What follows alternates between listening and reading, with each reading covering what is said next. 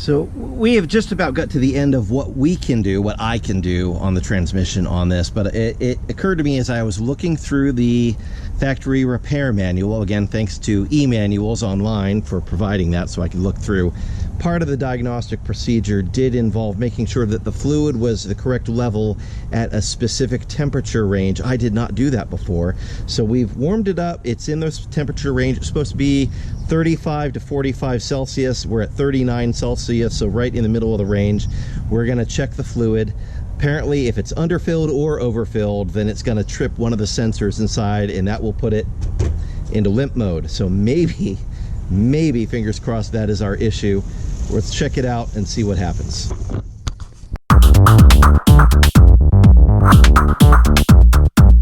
I get to use e-manuals online, and you can too. They have given me access to these factory repair manuals, which I can put on all of my devices. Right now I've got it on my iMac, but I keep it on my iPad as well, so I can take it out to the car and be referring to this stuff while I'm working on the car. So it's not just me looking only at YouTube videos. I'm actually looking at the factory repair manuals through e-manuals online. And right here I've got my Mk4 manual pulled up because I'm doing the transmission work. And the great thing about this is I can click through here to find what I need, and what I need right now is information on the automatic transmission and how to test the things in it. So we're going to test the electronic components.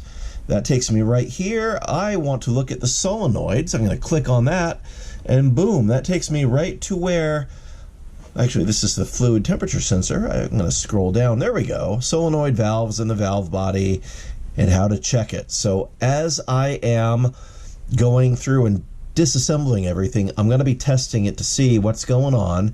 And here I've got all of the resistance values, everything that I need to figure out what is going on with the ailing transmission in our Mk4 Jetta.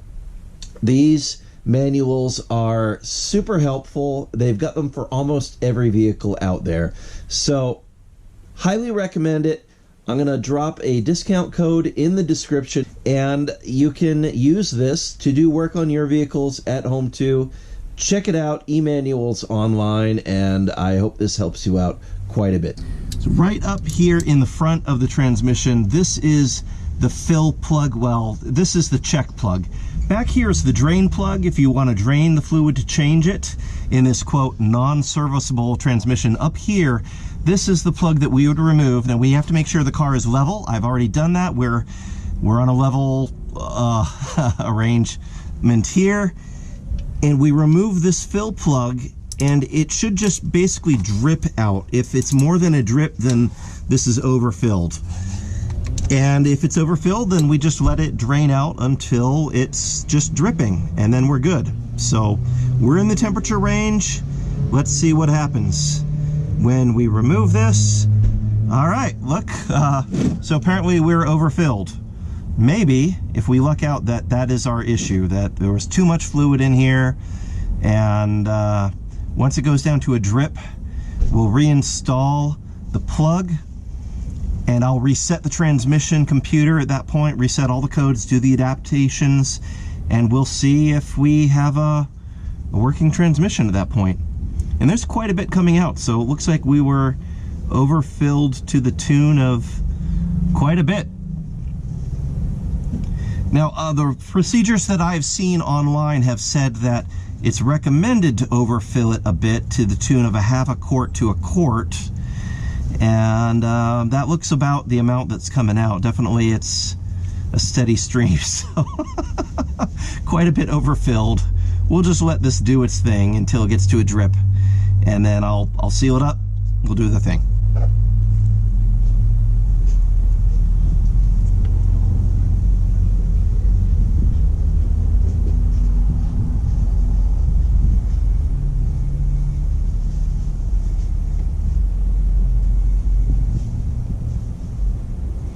I will note that the color looks a lot better. This is our second fluid change. The first two, this has been coming out absolutely black and really, really stinky. And as you can see, it's got its reddish color. So there's still some dirt in there.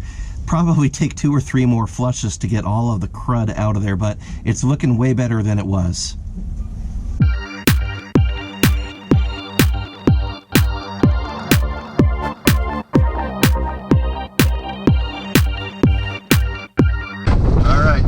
It's kind of gurgling now. That's what we're after, and the wind is picking up, which is great, but this is the right amount where we want it when it's just kind of dripping out.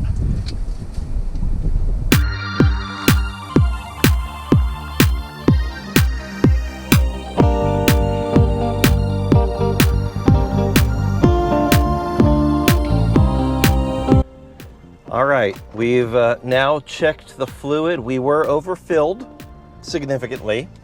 So now we're gonna go put her on the road again and test her. I'm running a log with VCDS, so hopefully she works. We'll see. Let's do this.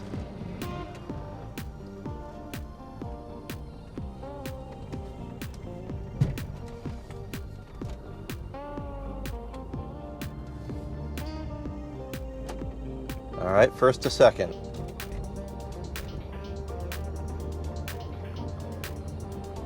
Nope, she's not holding.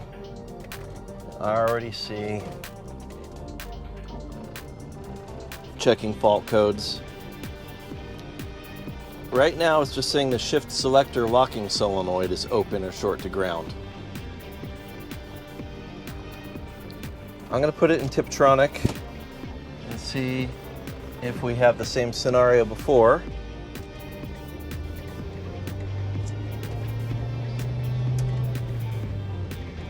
Okay, we do have a shift to second.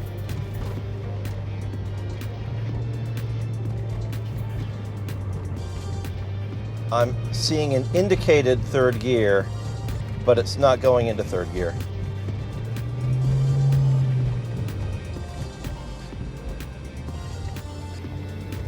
But it does catch second gear if I Tiptronic into second gear. All right, well, that does not bode well. Yeah, now it's not even staying in second gear in Tiptronic. It's even worse. So it is definitely going to be off to the transmission shop on Monday, and I'll let them look at it and see if there's an issue with the valve body that can be fixed, or if it's something deeper, internal mechanical that is just worn out, which could very well be the case because 200,000 miles, I think we got our money's worth out of this transmission. Oh well, we gave it the good old cliff jumper try. So I'll report back after we take it to the transmission shop and we'll go from there. Not to drag this out too much or to belabor it, but she's been to the transmission shop. She's back again. The news is not good. If it can fail in this transmission, it has failed. So there are multiple points of mechanical failure in it, and it's requiring a full rebuild if we wanted to resurrect this transmission. Basically the outer casings of the transmission are the only things that are good in here. Everything else has got to be rebuilt. So the total with parts and labor to rebuild an 09A EYP code Jatco Tiptronic 5-speed automatic transmission in this 20-year-old Jetta, $6,500. Yes, more than this car cost if we were to go buy one. I mean, that would be like a really nice 24 valve GLI at that point. So we're not doing that. So we've done some research. We have found a couple of places that sell certified used transmissions, and right now the plan is to get my dogs to bark. Right now the plan is to get one of those used transmissions, and I don't really want to do the work in the driveway myself, although I just watched a video where a dude swapped out his transmission on the curb side of the street in like a busy downtown area. So I figure if he could do that, I could probably manage this here in the comfort of my driveway. But either way, the transmission's got to get swapped. We're going to put in a rebuilt certified unit with a warranty, and we'll come back to that because I'm not dealing with it right now. So we'll tune in again later and let you know what things are going to happen with this wonderful Jetta. In the meantime, pray for my patience and my soul as we go dive into other car problems. So thanks for watching. Hit subscribe and like and all that stuff, and I will see you soon. Bye-bye. And on that terrible disappointment, it's time to say goodbye. We'll be back.